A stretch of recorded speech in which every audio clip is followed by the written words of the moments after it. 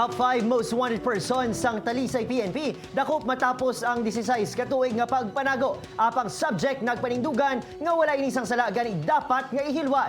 Yaring balita exclusive. Setyembre 2004 pasang gin-issue ang warrant of arrest bato kay Nestor Toriano alias Dodoy sa kasong pagpatay sa iya kasilingan. Naglipas na ang 16 katuig, tubtob nga nadakpan sa Talisay PNP. Si Toriano ang ginhingad top 5 most wanted personality sang Talisay Police. Tungod malapit na sa 2 ka dekada, daw nalipatan na sini ang iya nga napatay. Si sinulangalan na gani si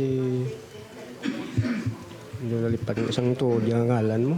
Apang kunalimtan ang ngalan sang biktima nga ginapatihan mamumugon kapareho sa iya, wala sininalipatan ang kausa nga awala na pungga ng kaugalingon nga magpatay sadto. Inatabuan to nga kami nagkunay.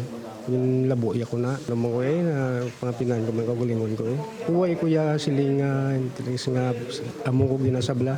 Isa sa mga prioridad sang NOCPPO sa bagong administrasyon ni Colonel Romy Palge ang paghunting sang kapulisan sa mga wanted person nga dekada na nga nagapanago. Once we arrest yung mga wanted person, nape-prevent natin na rin yung krimen.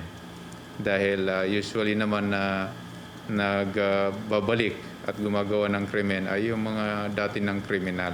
Mando manipalge sa mga hepe sang NOCPPO nga tutukan ang wanted personalities bangod masami ang isa ka krimen na nagaresulta sa madamo pa nga illegal nga aktibidad. Upod kay Reynald Castillo, Adrian Prietos, 1 Western Visayas.